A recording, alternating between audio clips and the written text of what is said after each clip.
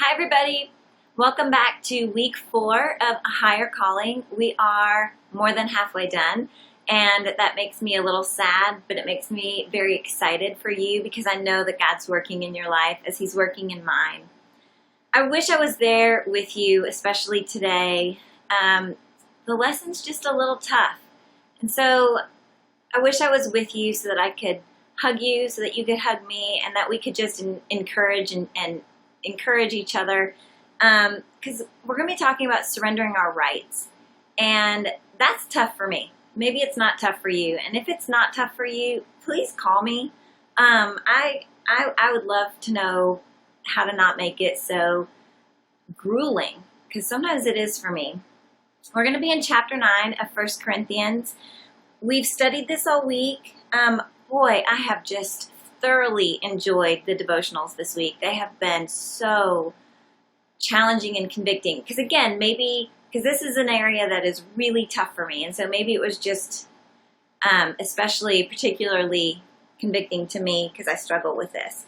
But I'm so grateful that we have a Savior who doesn't leave us as we are, that He continues to be faithful to finish the work that He has started in us, and that He gives us do-overs and second chances, and that His love for us never changes, despite our allegiance or our obedience. His love is not based on that, and so I find comfort in that. And so as we go through this material, I want us to remember that.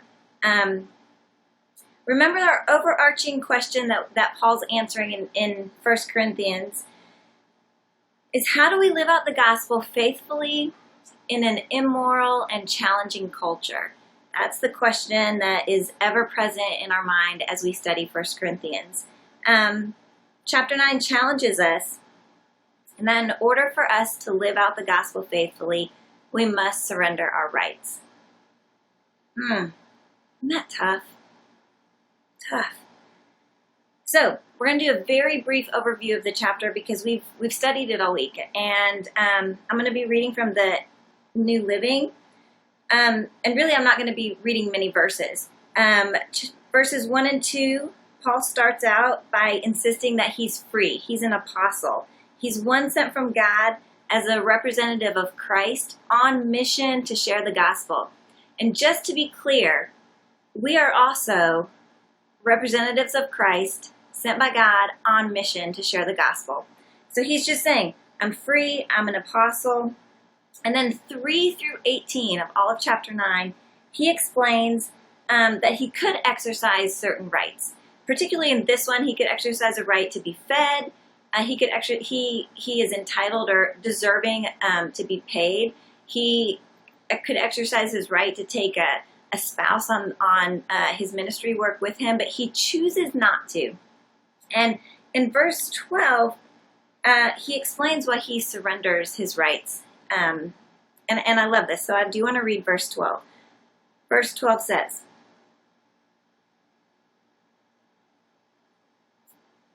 "But we've never used this right. We would rather put up with anything than be an obstacle to the good news about Christ." So he surrenders these rights because he doesn't want anything about himself, anything about him to hinder the gospel being advanced. He doesn't want to be the reason that the gospel is hindered. You could say it this way: he doesn't want self to interfere with the Spirit. That's where I get so tripped up. He doesn't want self to interfere with the Spirit. And we know that he lived this way. We do know that he lived this way because in his other letters, it is so apparent and obvious that he surrendered his rights consistently, constantly. But yet he would tell you he wasn't deserving to be worshipped, or he wasn't deserving of praise. It was just that he was so compelled by the love of Christ and what Christ had done for him that he couldn't live any other way. And he says that in verse 16. Let's go down to verse 16.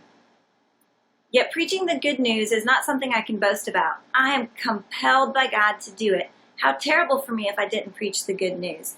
So his devotion and love for Christ compels him to surrender his rights.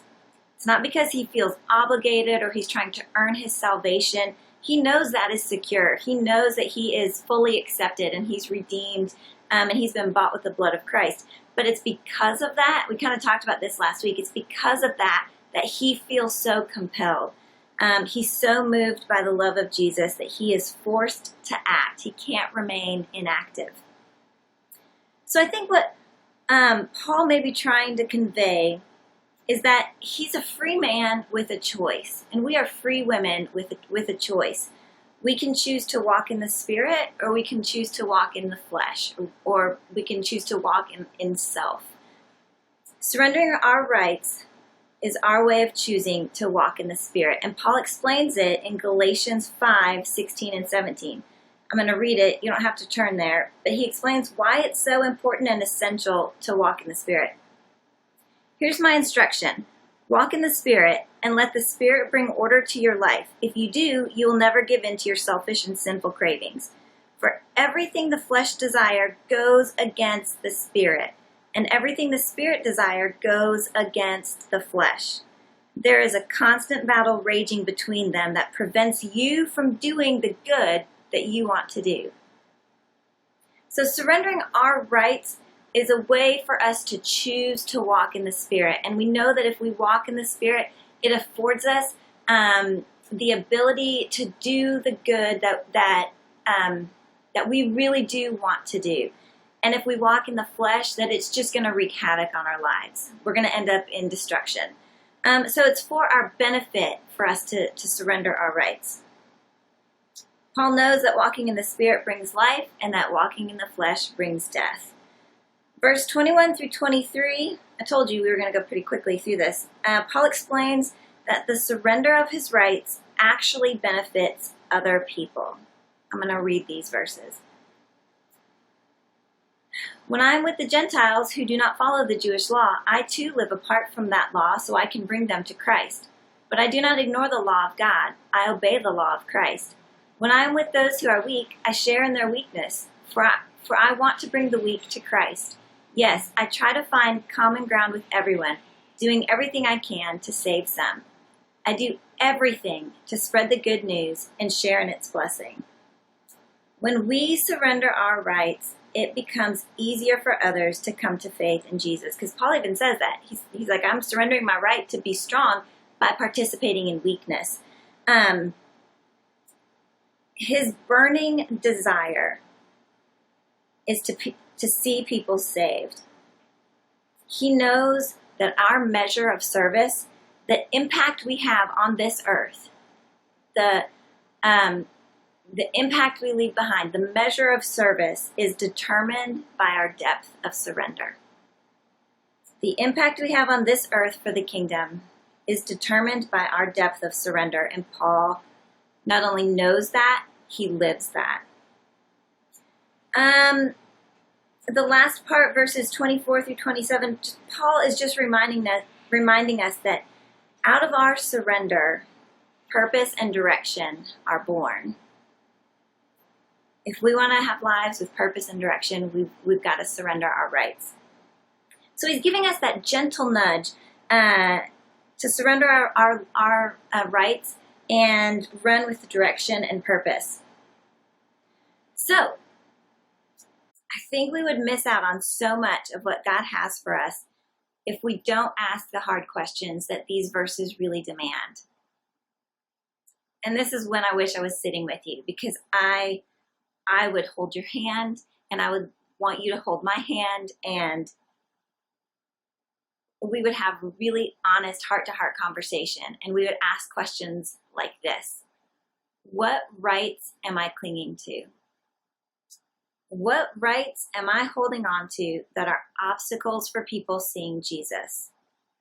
What rights am I attached to that are hindering people from hearing the gospel? Like I've said, this is an area that God continues to do some of his greatest and most difficult work in my life. It boils down to a few things for me. It boils down to, do I really believe that to find my life, I must lose it?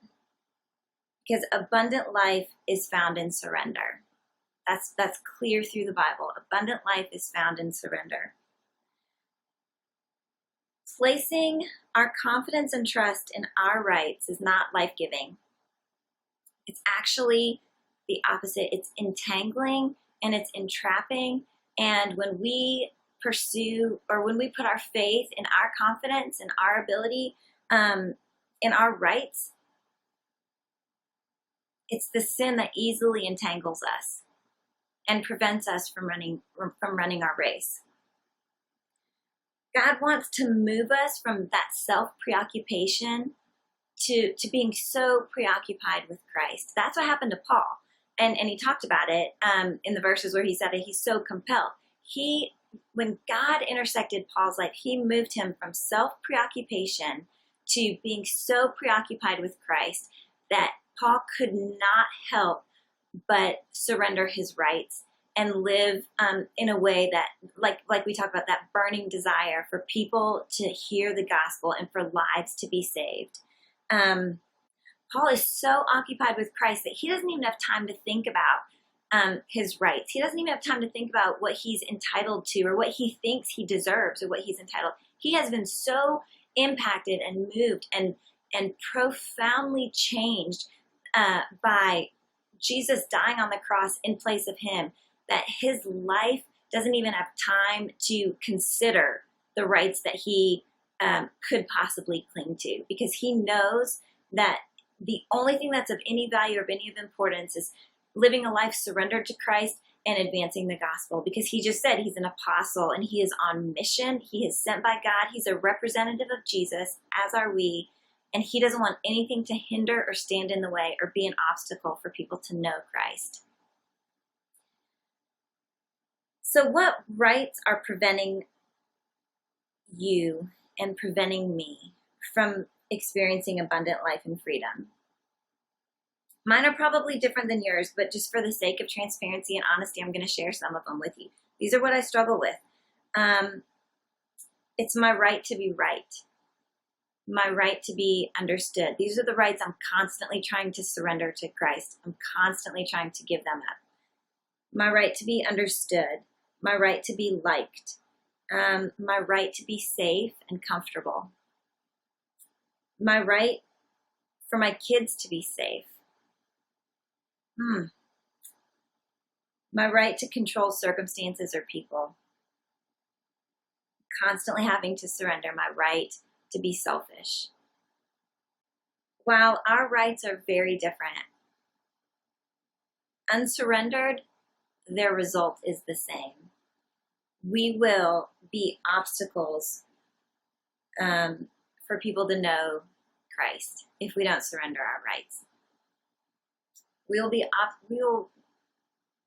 will be obstacles in our lives that these rights left unsurrendered will prevent God from doing some of that transformative work that He does in our life, because He does want to give us abundant life. And if we hold tightly to things that we are just scared to let go of and scared to release, and we think that we may be entitled to that, when we hold on to those things, He cannot force us to let go, and then therefore He can't replace the abundant life with that.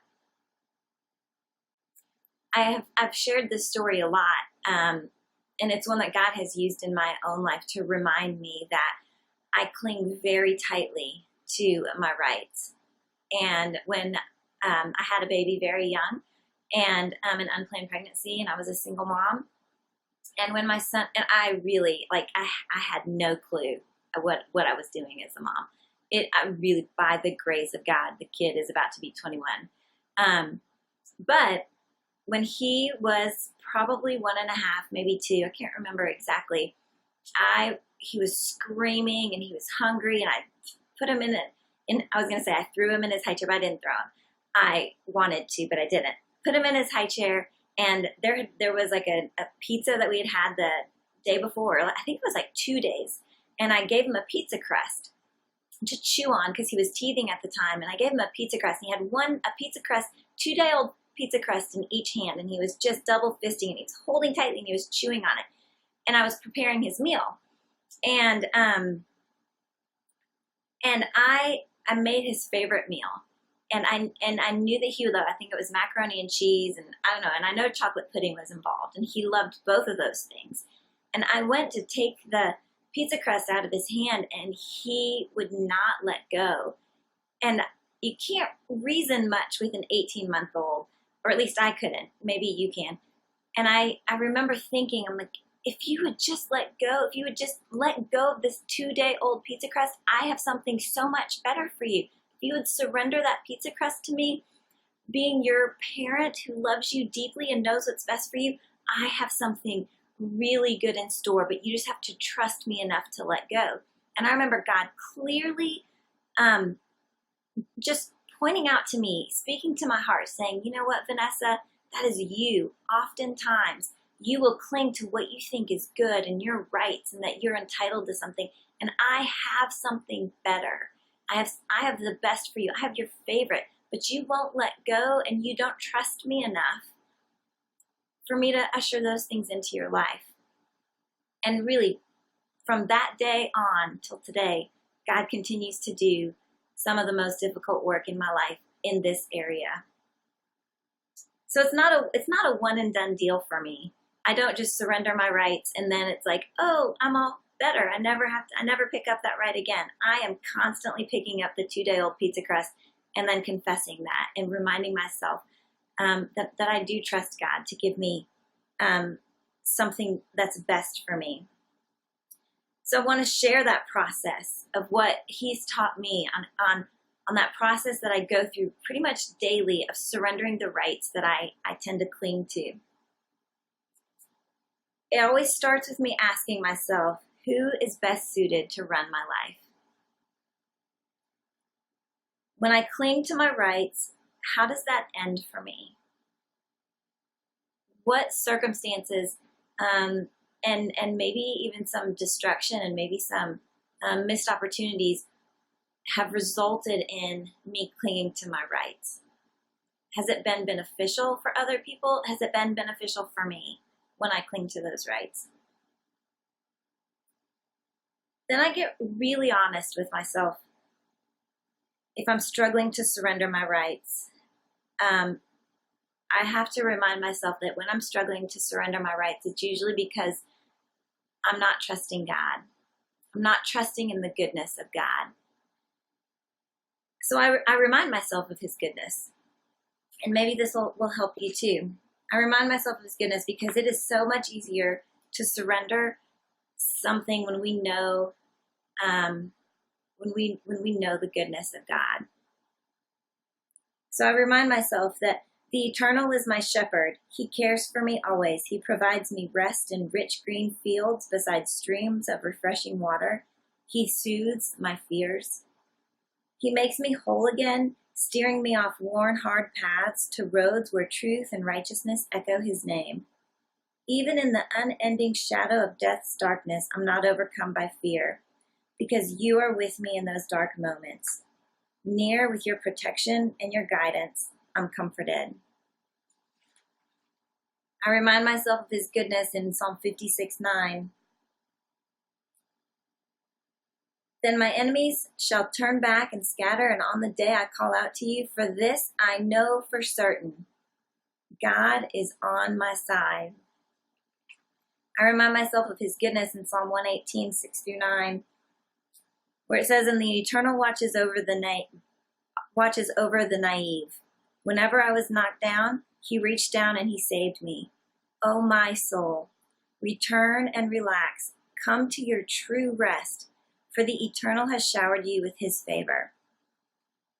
And I remind myself that He will be faithful to finish the work that He has started in me. And it's the Spirit who is at work in me, that He wills and He works for His good pleasure. God is trustworthy. God is forgiving. God is merciful, kind, compassionate. He's abounding in love. He calls you by name. He is the safest place for you to surrender your rights. We can trust the omnipotent God to guide our lives for His glory, and that surrender is for our good. That's my prayer for us. That God would remind us through Paul's words in 1 Corinthians that we could be entitled, we could cling to our rights, but